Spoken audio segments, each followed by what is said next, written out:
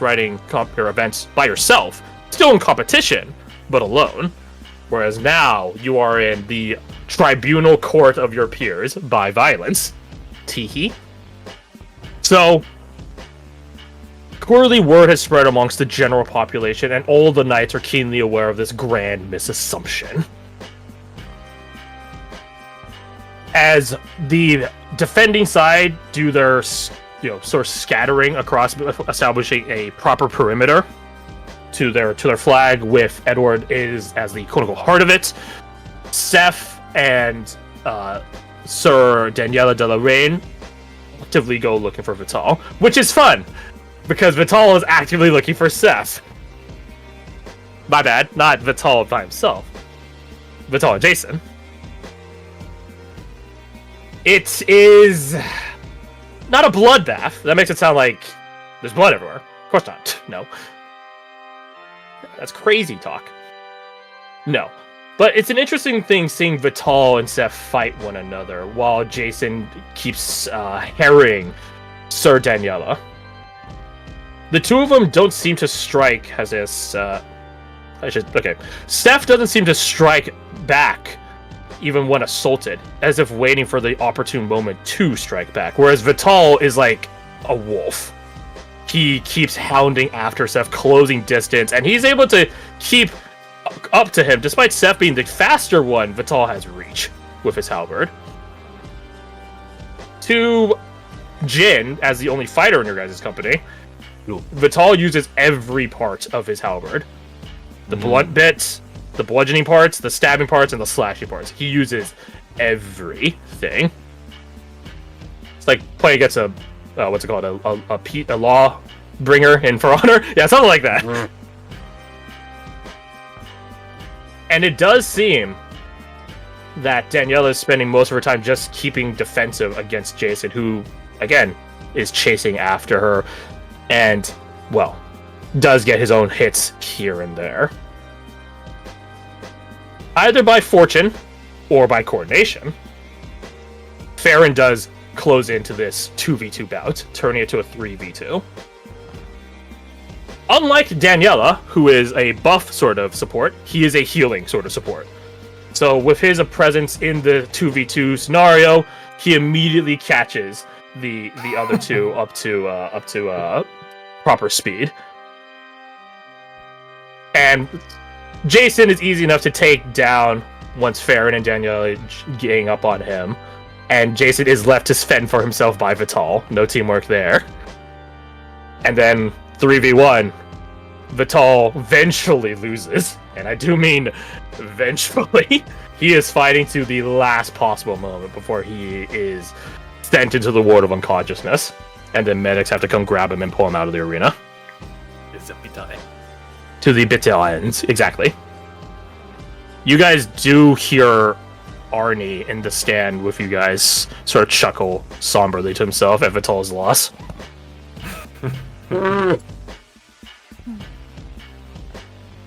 Meanwhile, elsewhere. What's he rooting for?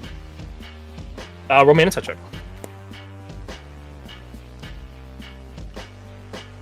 Irina, help me! Certainly. That's good. That's good. When I'm curious too, can I roll? Sure. I'm not curious. Can I roll? Sure. No. Sure, you can do nothing with the information. No! That's a boo-how. I don't have anything. Oh, No. wait, you're a halfling, right? Boo howl, more like boo howl. This Turn is 6'6" halfling. dog is halfling. I'll give you one reroll. Amongst the number of NPCs you have, I'm sure one of them is willing to back you up. I give it to Jim, but he's uncuriously rolling. My god, dude, what the hell? I mean, it's a 14? Wait, you're a halfling, right? There's no permanent record, they go! I'm so sorry. I didn't say anything because I was worried that would happen. Maybe you should have said something and it would have happened, who knows? I should have. What if you roll it again and get a 20? This session. Arnie's mind is an enigma. Except the fall. That's my Hey. excuse. 22 is pretty good, given that you don't have a +2. He wasn't rooting for Vital. Maybe in his heart he a little bit was rooting, but he finds it a tragedy. Not in like a, oh my gosh, what happened? More like a show that ends in exactly how you expected it by the flaws of its character. Yep. Vital probably would have won that with him and Jason. I mean, hell, there's a non-0% chance Vital could have taken 1v2. Maybe. But 3v basically won. But 3v2 down to 3v1, Arnie sort of chuckles at how right yet wrong Vital is in his Severus ideology. So he wonders how much else he's wrong at. Like, I don't know, those Oh, that's the other L words. ratio TikTok boom fucking words he gave him the other night. That's what Arnie's just chuckling about. Gotcha. Elsewhere in the field! How does it break out? Aubrey faces off against Madeline. The two probably youngest night prospects against each other. Madeline is good, but either because her heart's not in it, for obvious reasons. I wonder why. I wonder why. Or just because Aubrey is better in actual fighting, Aubrey beats her. Both of them are good at their craft, but Aubrey just carries a natural talent better with her blade versus Aubrey Yes, with Aubrey. shooting. Right. She's a prodigy in this. Or Sort she's- of, yeah. She's not a prodigy like Vital, who I don't know how much of a prodigy he is, but I digress. But she is better than Madeline, who is just outright more inexperienced. Nyla faces off against Kelsey. Nyla is a trained duelist. In a 1v1 scenario, she shines. Kelsey holds her own, but with lack of support, she crumbles. Womp womp. Womp womp. So the Declan defenders- versus Edward. The two, I'll call it stoic individuals amongst the lineup, face off against one another, with Declan having been afforded the opportunity to get close by the distraction, so to speak, of his compatriots. He did follow orders. Dolly, you would know that. Like, Declan was the one instructed to close in on the heart of the matter. The flag itself. Although Vital did say he'd be catching up to him in due time. Obviously not the case. Oop. Obviously. Womp womp. Uh-oh. Technical oversight. She'll, Declan- in the peanut gallery that I'm sure we are, she'll bring that up. Of just like, oh. How anime of you. Michaela does nod when you bring that up. Knowingly. Like, yes, indeed. Declan versus Edward. So whereas Seth versus Vital was one of them constantly dodging, parrying, and blocking while the other one ruthlessly hounded them, Declan versus Edward is actually a bloody conflict. It is the bloodiest conflict on the field. Yeah. Both of them are such straightforward fighters, and both of them are sturdy individuals, to the point where it's just to blows between the two of them. Hell yeah. It was Edward versus who? Declan. Declan. Clink and clank. This one. Yeah, It's a yeah. classic clang back and forth. One wields a winged spear, one with the classic sword and board. Unfortunately, Declan does win out against Edward. Barely. The two of them are two bloody survive, or one of us only a bloody survivor by the end of it. But their bout took so long.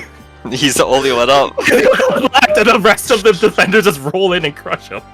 Which means good old Edward did his job. He did exactly Hell his yeah. job. He held the line. Hell yeah, Chad. Yeah. We love this boy! So, allow me to tell you the additional points laid Wait, out. did the defenders have like a clean sweep, like no KOs? They did. No! Oh. But you know, technically, Edward. Edward. Yeah. Edward Oh, did. okay. But for most of the competition, it was a clean sweep until the last, like, minute of it. It was a KO at like the last second. Let me start at your guys' respective bets. Let us start leftward at Seth. Seth gains 8 points, but because he's on the winning side, gains a spare 2. Okay. So he plus gains 10 points. He brings it to 19. Going now to Farron, a core planner on the defending side. He gains 10 points plus 2, giving him plus 12, brings him to 18. Oh, damn, son. To Edward, who didn't contribute too much in the conversation, but did his duty. He takes 4 plus 2, giving him plus 6, brings him to 20. Oh, yeah. To Aubrey, the leader of the defending side, as well as the biggest advocate on their side. She gains 11 points. Plus 2 brings her to 26. Dude, Vital's gonna take so many L's for being such a dick. Allow me to go through the rest of them. Kelsey was derelict on her orders and was not diplomatic on her side. Was it in defense of a fellow? Yes, which is why she's not dead last. She gets 3 points. Bring her to 12. Hey. Vital was on the losing side and was vehemently not a good leader or tactician or listener to other people. He gains only a single point. You can't get negatives or else you probably would have negative. Declan, despite being on the losing side, gains 9 points as a noble warrior following orders. Brings him to 24. Respect. Evan gains 7 points despite being on the losing side for being a mediator and generally listening to orders. Rated Farron. Madeline gains 6 points for not being an choosing ass against her leader. And she did follow Vital's orders in the end, technically. Nyla did do her own deviation from her orders, so she only gets 5 points, but plus 2 brings her to 14. Rated Edward, and then Jason backed a tyrannical leader. Technically, yes, he did follow orders, but he didn't really have much orders given to him. He gains only 2 points, bringing him to 15. Yeah. That's his ride or die homie. They fucking lose together. Indeed. So it went from my Vital friends- being so far ahead to now being like 4th? I have a Three video times for this. 3rd and 4th. Something that, yeah, I think like that. Which is no funny because he was shitty on her so much and now they're tied. That's what we. I love this so much. That's what we call poetic irony. Which I was tracking the points as it was going, and I just found it really, really, really funny. Oh, bad. He's gonna I'll end dead give like you a 0. third at the end. So 3rd to last. we'll call session there. I see Kersey already hopped off. So this is the current standing. I think who's the lead? I think Aubrey's leading. She is? Yeah. He's winning by 26 2. points. 26, then it's Edward. Or Belkin, sorry. No, it's Declan, yeah. So Declan, Then Vital the Yes. dick, and Vital. then Madeline. Vital, and Madeline are. Madeline are pretty lined up. The lowest person is Kelsey. R.I.P. Kelsey. She's the one who. Defended She's the She one was who made supporting the- Madeline. She doesn't even get a space between Knight and Prospect. Sucks to be her. But did you really not? Oh, I didn't never notice that. Thank you for calling it out. There's a part of Jin that's just like, damn, I want her to do better because I want to see the competition to like my entire country doing better, but also, ha. He's glad she's losing, but he wants her to be better. Yeah, I will say something as we're coming to a close. It is clear that the experience and ability across the Night Prospect varies drastically. Mhm. Like Madeline, you might have intuited that Madeline got told she's a Night Prospect 2 weeks before the tournament happened. Gotcha. Like, I'm not saying that is what happened, but if someone told it to you, your character would be like, "Yeah, Oh that shit. that sounds right." Whereas I can see clearly that. someone like Vital has been training for a while. Lol. L. So it's a bit unfair, but this is only event 3 out of 7. Mhm. And the floral displays are probably going to be where the most drastic shift up happens, because the displays are going to be drastically different. You guys already saw Aubrey's, so. Actually, I shouldn't roll. Do you guys want to maybe hear by word of mouth from a certain loud-mouthed Axel? Maybe Yes. what one of the other ones is? Yes. Yeah. Okay, I'll roll it Yeah. to see if he did manage to hear one. I'll say 15 and below. Whoa! Oh, If only we got that with That's the my lord. rose. That doesn't shut the fuck up. That's my lord. that's my lord. I don't know who You doesn't shut the fuck up and says. My loud as fuck lord. Okay, so you guys already know Aubrey's. I'll let you guys pick amongst the remaining prospects who you want to know about. I want to know what Vital's is. I don't. I want to know about fucking Sephiroth. Well, I feel like we're gonna see something homes. you're gonna see all of them in theory. We'll That's see why you guys all want of to them. know. But I just want to know Vital because he's quite literally the opposite. Yeah. Oh, that's I vote. damn it. That's a good. I vote Vital. I want to see what his Severin looks like. Yeah. So, you guys are aligned I'm on with you. picking Vital? I suppose. I vote Vital. Vital's. So, Aubrey's Floral Eminence was Garden of Tomorrows. hmm You guys already saw the effect of that. Vital's is called Pursuit of Perfection. It is. I roll a d20 plus the target, keyword target, so he's not necessarily targeting himself, but he's probably going to target himself. Prof bonus, DC 22.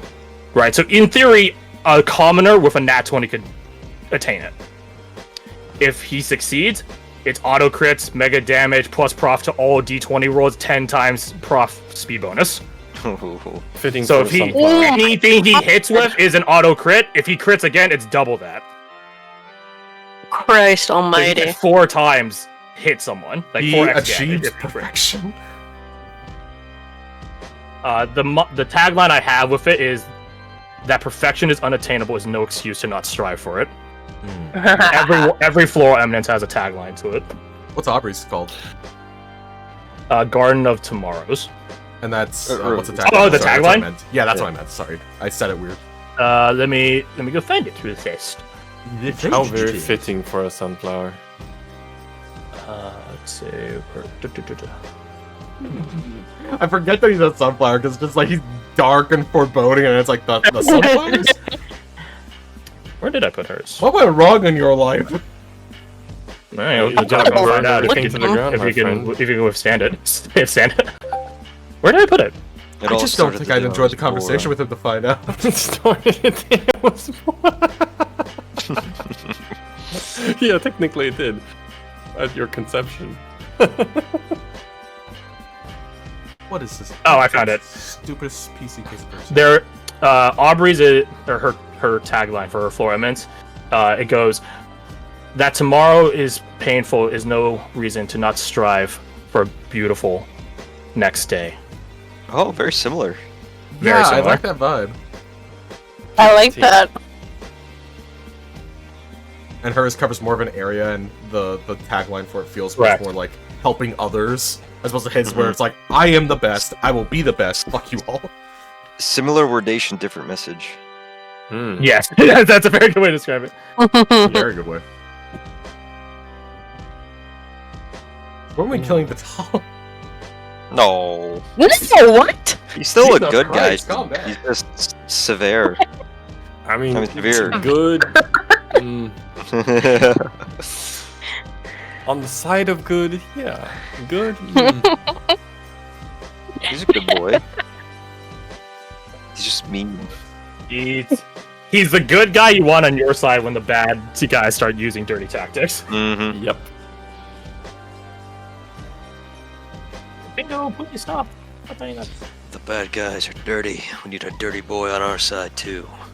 You guys should see. You guys should see the floor eminence of one of his Severus allies. Yes. What? He's not the only person in his faction that has a floor eminence. One of the other ones, who's also from the Order of Sunflowers, is also a Severus. Wonder how Vital got here, right? Wonder how Vital got here. And he also has a floor eminence that is brutal as hell. You guys will see it in maybe see it in due time. Oh boy. Yep. But that was a fun thing I had in the background, that the Severus bought in with another Order member, whereas the Passionates got someone that wasn't a part of the Order as their champion, so as to, foster bright, futures and stuff like that. Anyway, now Severus like, nah, I'm missing that shit. Old blood, old tradition, old success.